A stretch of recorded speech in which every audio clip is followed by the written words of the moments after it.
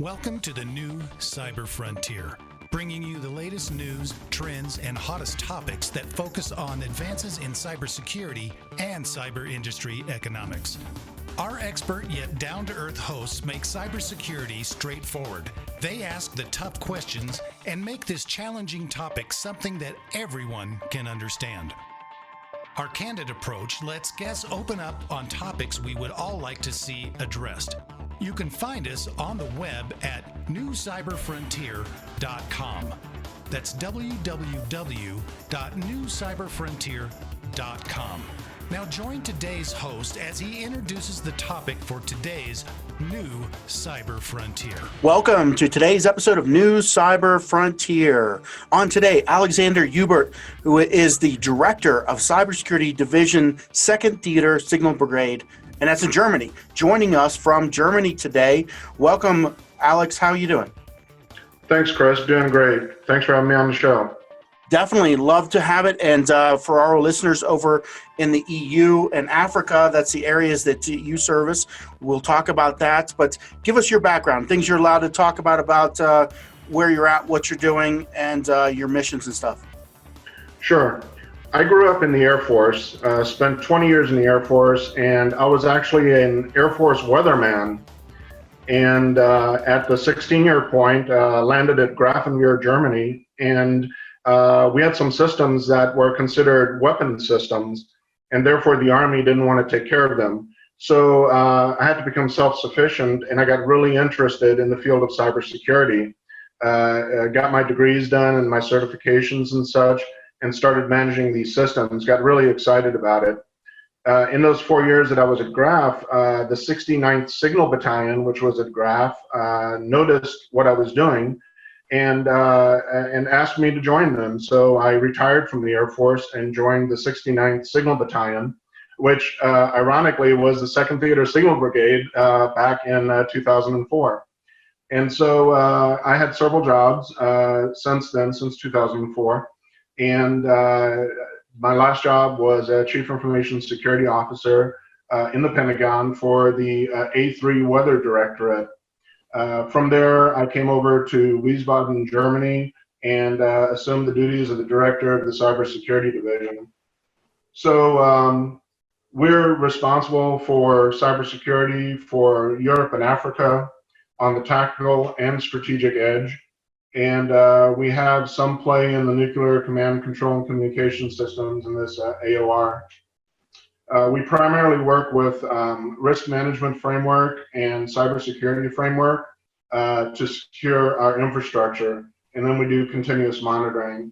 We are the cog, the center of gravity for cybersecurity for this theater, and we service 4 strategic signal battalions, 1 expeditionary signal battalion, and multiple United States Army and Europe tenant units operating in this theater. Interesting. So with all that, the military around there, how much do you connect and integrate with non-military operations? Roger. So we do integrate with through industry when we have network modernization efforts where industry comes in and showcases their innovations, and we look at what we can use on our network. On the other side of that is NATO. We do a lot of work with NATO. One of our strategic signal battalions is in Belgium and the Netherlands, and we have another one in Italy. So we are very involved with NATO. In fact, we have NATO commanders even on our own post. So we integrate heavily with NATO. We have mission-funded sites to the east of Germany. And so we integrate with other countries as well, such as Poland and more. Interesting. And across multiple services, or is it mostly just Army, did I hear? Right on. So we do coordinate and collaborate with other service components. So we have Air Force, Marines, Navy here. Each one of those service components has their own cybersecurity workforce. Hmm. So although we have different centers of gravity, so to speak, Army has its own, which is us. So we coordinate and collaborate because we are on the DoD information network. So we're responsible for the DoD, the Army portion of the DoD information network, whereas the Air Force is responsible for their portion of that network, which would be like us.af.mil. Hmm. And other service components then protect and defend their own portions of the network. We do share information and we do collaborate.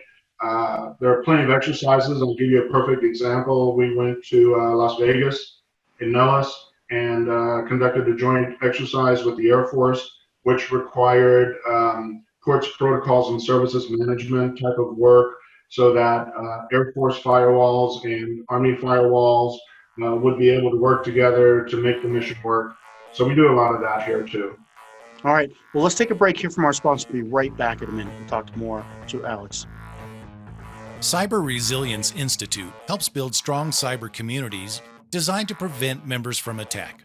Like building a neighborhood watch, it takes coordination and a sharing community to protect our identities and valuables in the virtual world.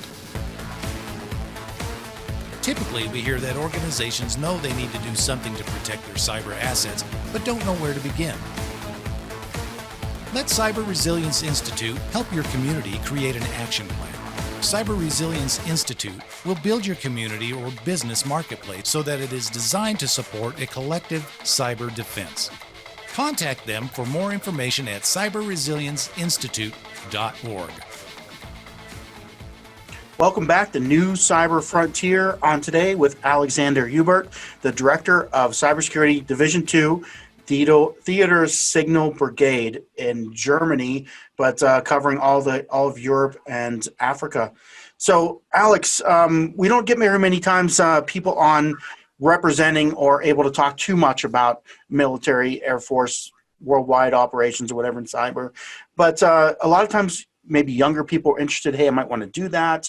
Or people looking at, you might need help and be reaching out as to, we need this type of help. What types of features, what can you talk about are your key functions that you're allowed to kind of describe what you do over there? Sure. On a military perspective, we provide cybersecurity consultation services for all Army in Europe and Africa.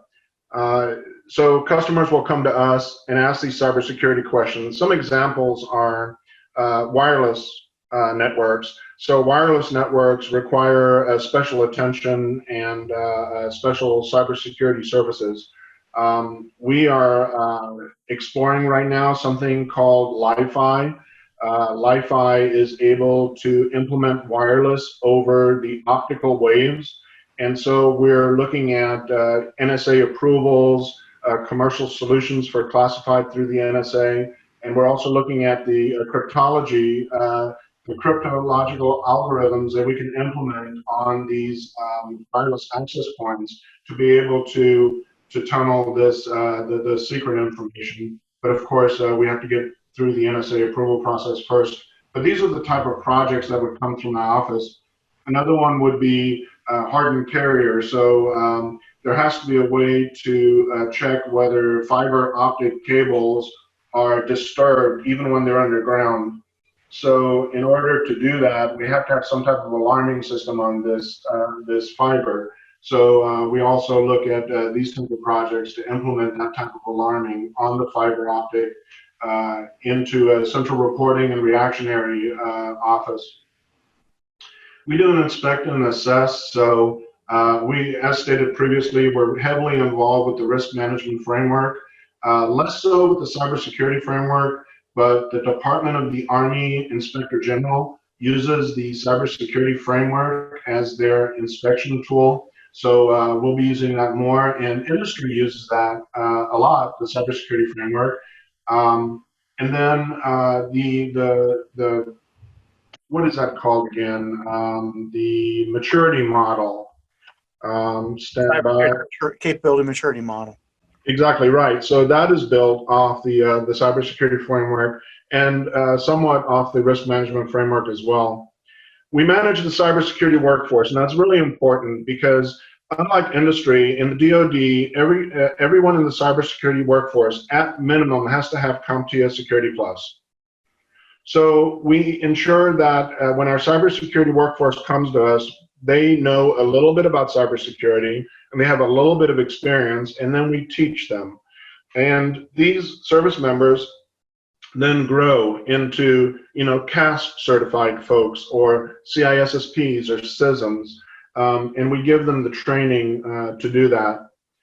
We do vulnerability management, normal vulnerability scanning, patch scan, patch cycle, incident management. Unlike industry and the DoD, USB ports are for visual display only. Do not stick anything into a USB port because we will sense you and we will reach out to you and see what you did there. I was listening to another one of your podcasts where a member was talking about repercussions, consequences. What can you do to the workforce to make them adhere to standards? And we have that process in the DoD. We disable their accounts and we make them re-sign the acceptable use policy, for example, because how many users out there really read the acceptable use policy?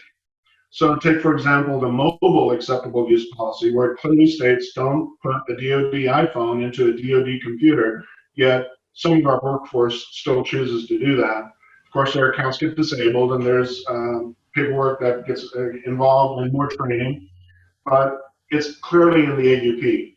So we have consequences in our AUP, and it's so important for the listeners that if we are going to force users to sign an AUP, let's have consequences in there. Let them know what happens when they violate that AUP. What do you do for repeat offenders? So repeat offenders,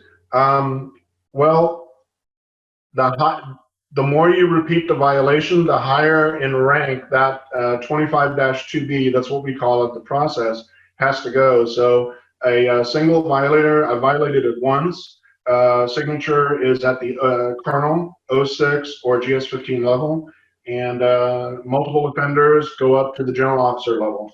And sometimes general officers want you to report to them and tell them exactly why you connected an iPhone, government iPhone, to a government computer. Fair enough. And is there ever a non-judicial punishment on that?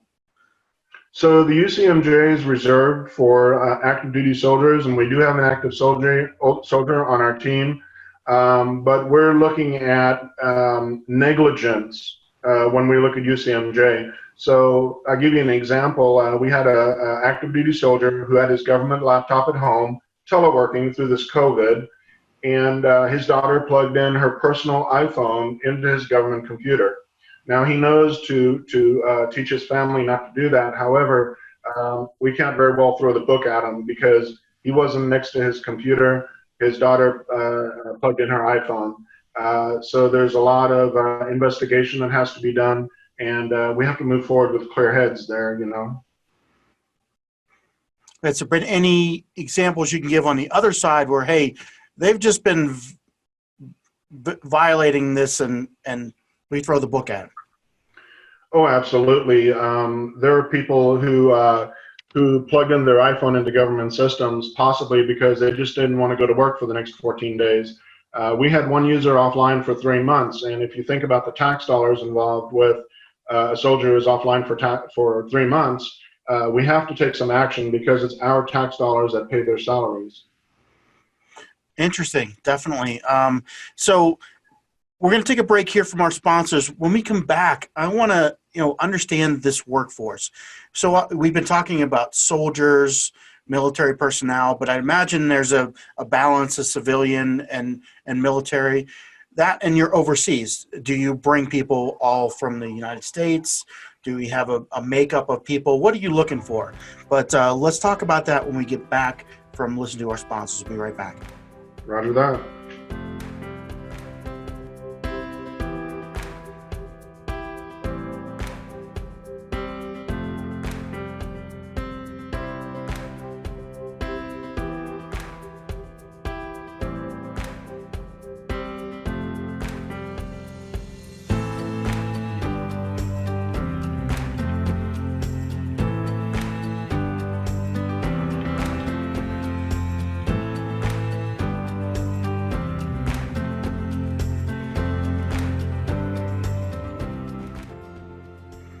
Welcome back to New Cyber Frontier. On today, talking with Alexander Hubert, the Director of Cybersecurity Division 2 Theater Signal Brigade in Germany and the EU. And we were talking about your workforce, and we were going through things that they do. How do we keep them accountable for operations? But is your workforce over there mostly comprised of Americans that are working expatriates or whatever, or civilians? Do you hire local? How do you mix that up in the workforce when we're staffing in EU and Africa? Right. So we have a manning document that we go by. So we're authorized X number of positions, and each one of those positions is filled. And so the way we hire is we can hire local expatriates, like you said, but we can also reach out and hire, globally. So anybody coming from any government agency, any American civilian, and there's some hiring practices. We even have local national Germans, in my case here, working for the Department of the Army. We even do background checks on these local nationals. So my workplace is comprised of Department of the Army civilians, active duty soldiers, contractors. So we have General Dynamics IT in the building on the same floor that I work. These are cleared contractors. And of course, around the post, we have local nationals working for the Army. And again, when we hire through USA Jobs. And as long as the applicant meets the criteria within USA Jobs, that could be down to American citizen, depending on what we're looking for. Anyone can apply. What happens is it goes through a computer check first, and then eventually we get resumes. My last hire, I got 80 resumes. I chose 8 of those resumes for interviews. I chose a primary candidate and 2 alternates. And my primary candidate denied the offer, and I had to go with my first alternate. Yeah, from all walks of life, now we have criteria for the cybersecurity division, top secret clearances, and CISSP at minimum to work in our workspace, or the equivalent of CISSP. So we have very high requirements to join at least our workforce. Now, I also have cybersecurity divisions in Italy, Belgium, Netherlands, and one more in Germany. And we oversee all of those cybersecurity divisions. And every one of those divisions are CISSPs, top secret clearances, and very experienced and educated and certified to do what they do there. And the really great thing about working for the DoD, and it differs a little bit from industry, in the DoD will pay for the training for you to have the certifications that you need, and then also pay for the certification and the maintenance fees that come along with that. Now, I have some friends in industry that have better luck. They get a multitude of certifications paid for. In the DoD, you get your one primary one. But that brings us to another point about certifications. Question that a lot of people ask is, how many certifications do you need to do this job? So I have a good friend who is a professor. He actually runs a cybersecurity department for the University of Maryland Global Campus, and he has at least 35 acronyms next to his name.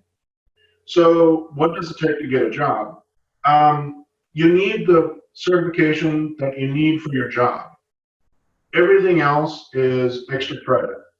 And so that's how we view things in the DoD. They've got 4 certifications, but the one I need in my job is CISSP, and that's the one that I'm going to maintain. Interesting. So, and there's always a debate of how much weight to put on certifications, because now you see people, like you said, with 10 of them after their name, right?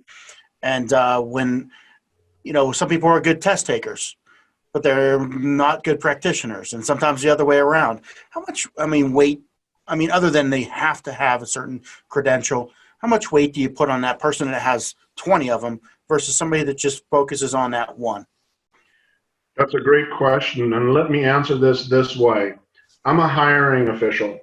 when I look at your resume that you give to me on USA Jobs, the very first thing I look at is your top certification, your top education piece, whether you have an associate's, a bachelor's, master's, or PhD, what your security clearance is, and I want to get back to that one in a second.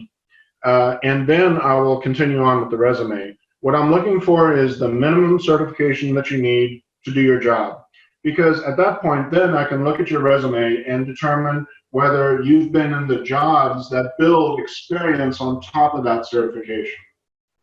And then if I put you in the interview stack, then the interview will let me know how much you really know. I can give you a great example of that.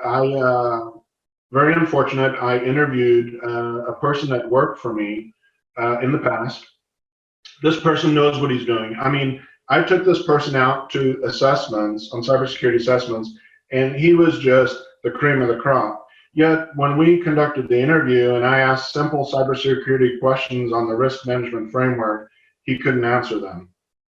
So we have to understand, first, do you have the minimum certification? Do you have the experience that builds on the certification? And then if I choose to interview you, can you actually speak to that experience? Mm-hmm. Yeah, interesting. I always feel the same way. It's people that seek after all kinds of certifications, usually it's a different thought process than learning the work. So it's almost like a second, when you see them, you have a second guess. Do they actually know how to do the job, or they just spend all the time testing? Absolutely, because in our work, we cannot spend a lot of time training someone. We just went through a command cyber security readiness inspection. We had to examine traditional security across all the posts under our purview, and there's really no time to train that. And so what we want to do is we want to give someone minimal training, on-the-job training when they hit the ground, but then we have to put them to work. We have way too much work over here. This COVID thing we've been going through, there's a lot of people sitting at home with not a lot to do, and hobby hackers get really experimental on the dark web and all the hacking tools that are actually out there, and even being promoted on LinkedIn. So we're always watching, we're always sensing, we're always reacting, but we're also looking at those 0 days to make sure that we patch them to keep the hobby hackers at least at bay. Interesting. So now you said you would come back to the security clearance, and I wanted to kind of check on that one also. Right. Is there any way somebody that doesn't have a security clearance can start weaving their way into a position where you might help them achieve such a thing? Absolutely. So if you've had a security clearance in the past, but it has expired, put that on the resume way on top.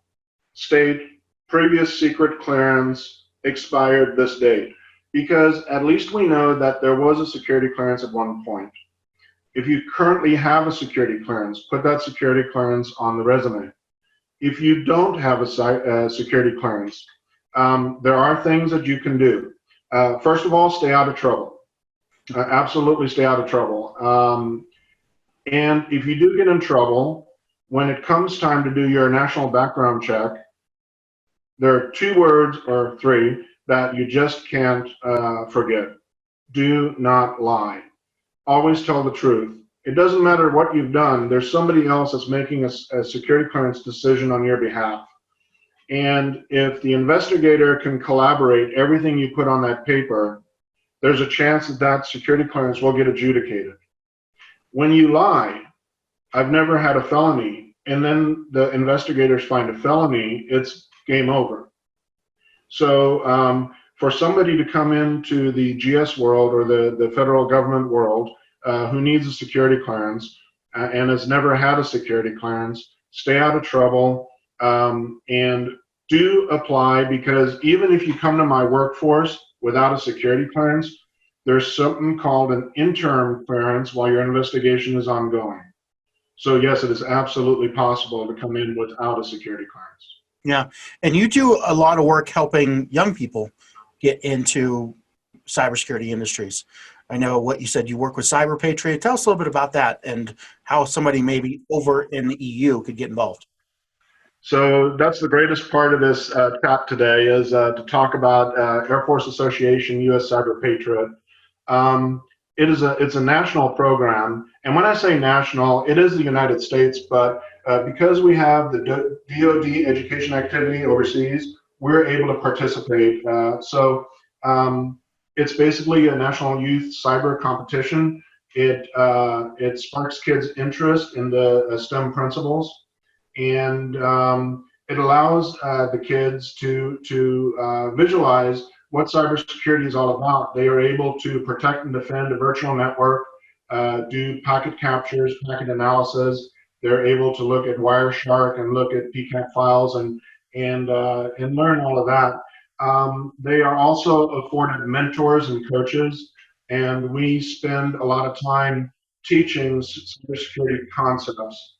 My past class had 20 kids that started and 14 kids that ended the program.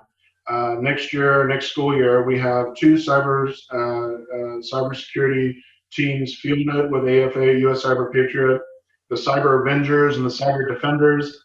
You can find us on Air Force Association US Cyber Patriot website, uscyberpatriot.org.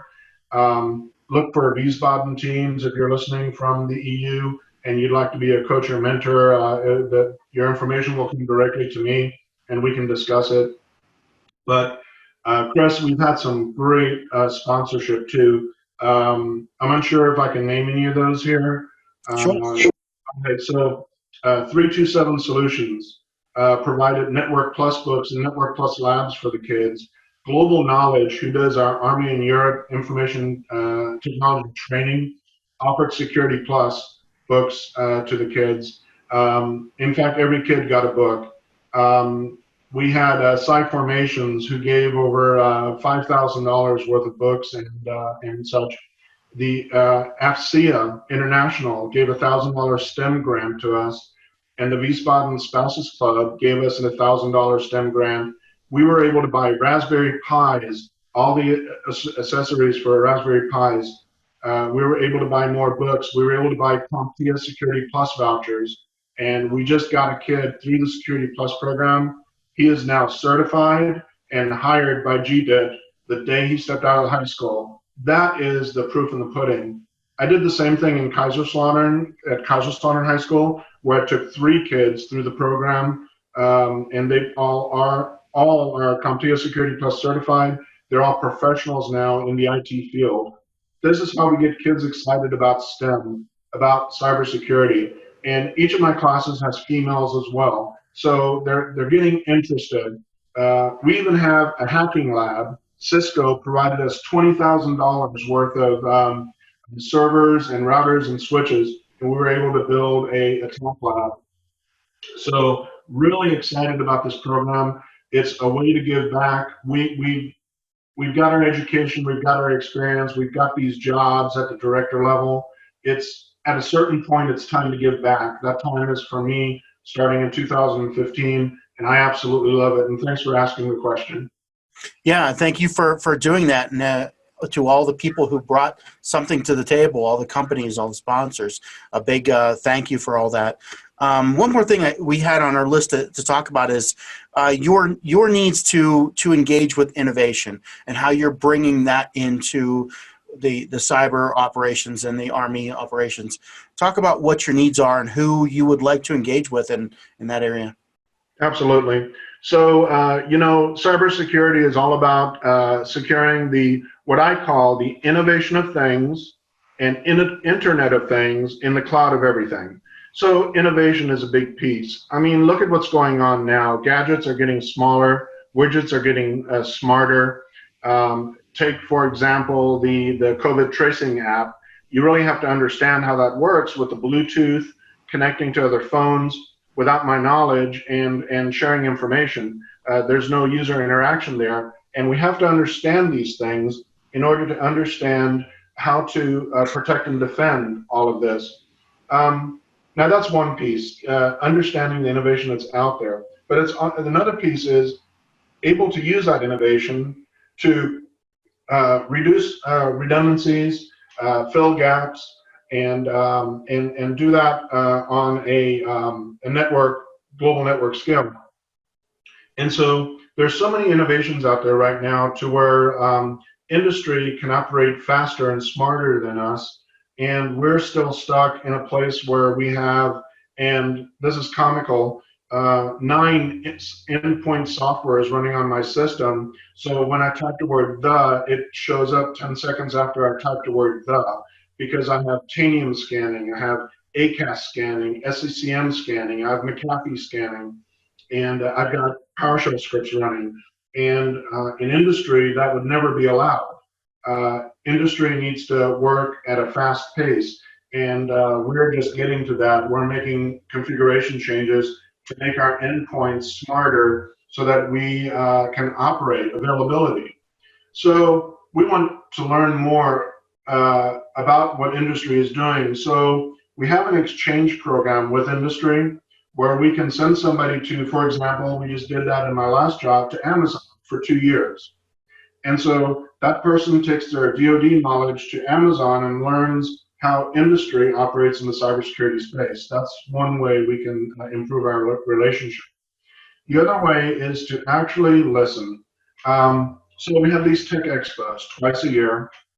You can find them online. Just Google the keywords Ramstein Tech Expo, and you'll get to the website that where all the tech expos are scheduled. And we have vendors who come in and they provide us a show of their capability. But we're getting less and less vendors coming over for a few reasons. First, the acquisition process in the DoD is long and arduous. So we don't work at the speed of industry when it comes to acquisitions. Sure, we have the small business fast integration that we can give out, X number of dollars to a small business to come and bring an innovation to us. But all in all, in industry, DoD might be 10 or 20% of their total revenue. So unless industry can come in and get those dollars, they might be hesitant to come over and show us their innovations. I would say bring it. Go to that website, see when the next Tech Expo is, even if it's virtual, and show us your innovation. Show us what we're missing out there, and let us work the behind the curtain to figure out how we can bring that innovation online. As we talked about earlier, Chris, CMMC is going to get huge. So industry is not out there on their own for their cybersecurity certification. They can ask us questions. They can come to us and say, how can we move this ball forward? And we can certainly help give some tips. Awesome. Well, it's great to talk to you today, and great to hear all the ways that the DoD is connecting and in the cybersecurity industry with industry and military and workforce. So thanks a lot for joining today, Alex. And we always look forward to having people like yourself that can give us an actual snapshot of how things are happening, even in different parts of the world. It was a pleasure. Thanks. Sure. Bye. Thank you for listening to New Cyber Frontier. Remember to follow or like our post and circulate each new show to your networks. We keep you informed, bring you the latest news, explore new trends, and find the hottest topics. With New Cyber Frontier, you don't have to be a computer or cybersecurity expert, just get plugged in. We encourage you to get involved. Tell us what topics interest you and join our mailing lists. You can find us on the web at www.newcyberfrontier.com. That's newcyberfrontier.com. Check out our previous interviews and please let us know if there are any topics that you would like to hear discussed. See you next time on New Cyber Frontier.